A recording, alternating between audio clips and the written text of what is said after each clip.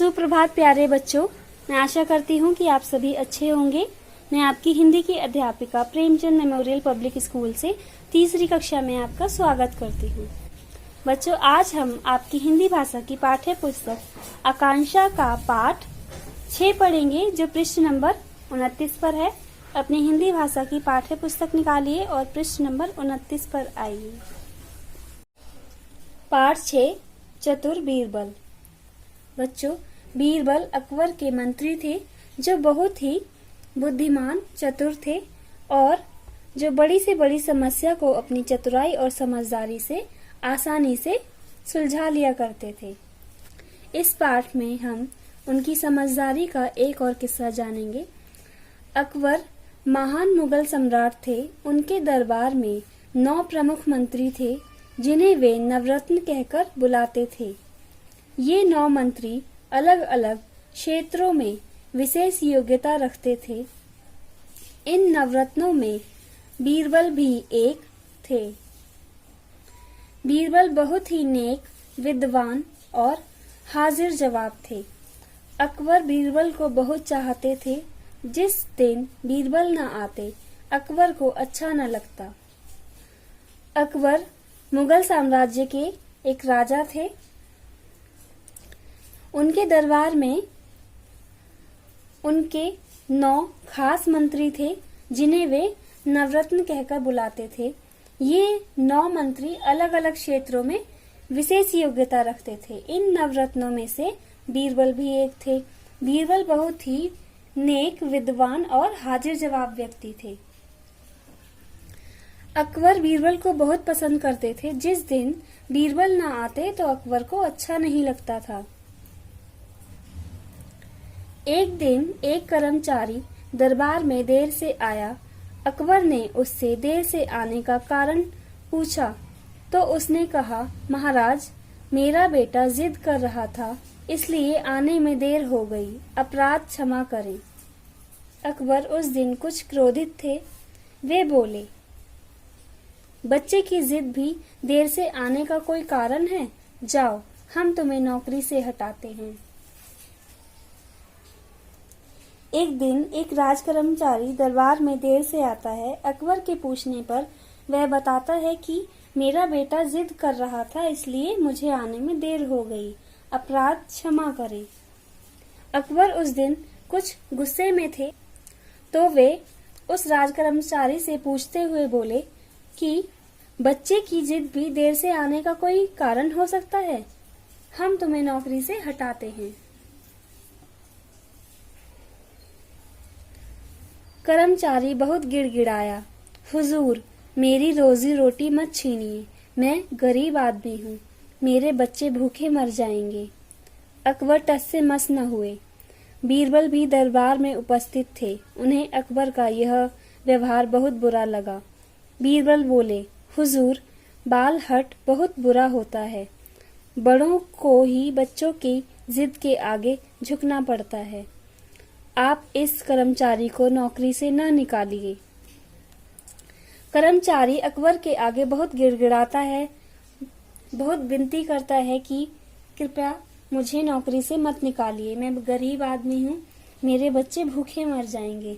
परंतु अकबर टस से मस नहीं होते, अपने निर्णय पर टिके रहते हैं। बीरबल भी उसी समय दरबार में उपस्थित होते हैं और उन्हें अकबर का यह व्यवहार बहुत बुरा लगता है। तभी वे बोलते हैं, हुजूर, बाल हट। बाल हट का अर्थ है बच्चे की जिद। बच्चे की जिद बहुत बुरी होती है। बड़ों को ही बच्चों की जिद के आगे झुकना पड़ता है। कृपया आप इसे नौकरी से न निकालें। पृष्ठ नंबर 30 पर आइए। किंतु अकबर न माने। बीरबल बोले, अच्छा, आप पिता बनिए, मैं बच्चा बनता हूँ, फिर देखते हैं किसको झुकना पड़ता है। अब बादशाह को बात में मजा आने लगा। वे बोले, ठीक है। बीरबल बच्चे का अभिनय करने लगे और हाथ पैर पटकते हुए बोले, मैं मिट्टी का एक लोटा लूंगा। लोटा मंगवाना कठिन न था। राजा का संकेत मिलते ही मिट्टी का लोटा आ गया। किंतु बीरबल की हट यहीं समाप्त नहीं हुई। ऊं करते हुए वे बोले, अब तो मैं एक हाथी लूंगा। अकबर बादशाह थे, हाथी जुटाना भी उनके लिए सरल ही था। दरबार में हाथी हाजिर कर दिया गया, किंतु बीरबल का रोना जारी रहा। जब बीरबल अकबर से कहते हैं कि इस कर्मचारी को नौकरी से मत निकालिए, तब अकबर उनकी बात नहीं सुनते। तब बीरबल उनसे कहते हैं, अच्छा आप पिता बनिए, मैं बच्चा बनता हूँ, फिर देखते हैं कि हम दोनों में से किसको झुकना पड़ता है। बादशाह को यह बात सुनकर मजा आने लगा। बादशाह, यहाँ अकबर की बात हो रही है। अकबर को यह बात बहुत अच्छी लगी। उन्होंने बोला, ठीक है। बीरबल बच्चे का अभिनय करने लगे, बच्चे की तरह हाथ पर पटकने लगे और बोले, मैं मिट्टी का एक लोटा लूंगा। अकबर एक राजा थे, उनके लिए लोटा मंगवाना बहुत मामूली बात थी, इसलिए उनके एक संकेत पर मिट्टी का लोटा दरबार में हाजिर हो गया। परंतु बीरबल फिर से बच्चे की तरह ऊं करके रोने लगे और बोले, अब तो मैं एक हाथी लूंगा। वे एक राजा थे, तो उनके लिए हाथी जुटाना भी कोई बड़ी बात नहीं थी। उनके एक आदेश पे फिर हाथी भी दरबार में हाजिर कर दिया गया, किंतु बीरबल फिर भी रोते रहे। अब क्या है? अकबर थोड़ा झुंझलाकर बोले, हाथी को लोटे में डालो। बीरबल ने मचलते हुए कहा, हाथी को लोटे में कैसे डाला जा सकता है? अकबर ने बीरबल को समझाने की कोशिश की, लेकिन वे कुछ भी सुनने को तैयार न थे। हाथी मंगवाने के बाद भी जब बीरबल रोते रहे तो अकबर को थोड़ा गुस्सा आ गया और उन्होंने पूछा, अब क्या है? अब तुम्हें क्या चाहिए? तो बीरबल बोले, हाथी को लोटे में डालो। बच्चों की तरह जिद करते हुए बीरबल ने कहा, अब इस हाथी को इस लोटे में डालकर दिखाओ। अकबर ने बीरबल से पूछा, भला इतने बड़े हाथी को इतने छोटे से लोटे में कैसे डाला जा सकता है? परंतु अकबर के समझाने के बाद भी बीरबल उनकी बात सुनने को तैयार न थे। बच्चों, पृष्ठ नंबर 31 पर आइए। एक ही रट लगाए रहे, हाथी को लोटे में डालो। ए हाथी को लोटे में डालो। अंत में अकबर को कहना पड़ा, अच्छा बीरबल, हमने अपनी हार स्वीकार की, हम कर्मचारी को फिर से नौकरी पर रखते हैं। यह सुनकर बीरबल प्रसन्न हो गए। कर्मचारी ने भी चैन की सांस ली और बीरबल को धन्यवाद दिया। अकबर के बहुत समझाने पर भी बीरबल एक ही रट लगाए रहे कि हाथी को लोटे में डालो, हाथी को लोटे में डालो।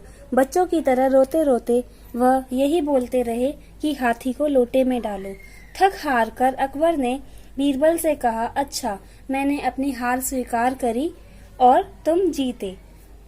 अब मैं इस कर्मचारी को फिर से नौकरी पर वापस रखता हूँ। यह सुनकर बीरबल बहुत खुश हुए और कर्मचारी भी बहुत खुश हुआ और चैन की सांस ली। उसके बाद बीरबल को कर्मचारी ने धन्यवाद दिया।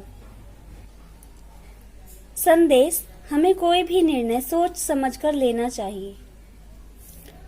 कुछ भी बोलने से पहले और कोई भी निर्णय लेने से पहले हमें अवश्य सोच लेना चाहिए कि इसके पीछे की वजह क्या है। बिना सोचे समझे हमें किसी भी बात के नतीजे पर नहीं पहुंचना चाहिए। बच्चों, यह पाठ समाप्त हुआ। मैं आशा करती हूँ कि आप यह पाठ अच्छी तरह से समझ चुके हैं कि हमें कोई भी निर्णय बिना सोचे समझे नहीं लेना चाहिए। ओके? और किसी भी बात को सोच समझकर सुलझाया जा सकता है। बच्चों, पृष्ठ नंबर 32 पर आइए। इस पाठ को आप एक बार और अच्छी तरह से पढ़ेंगे। उसके पश्चात पृष्ठ नंबर 32 पर दी गई अभ्यास माला को अपनी पुस्तक में करने का अभ्यास करेंगे। यदि आपको इस पाठ से संबंधित कोई भी प्रश्न पूछना है तो आप बेझिझक पूछ सकते हैं। धन्यवाद।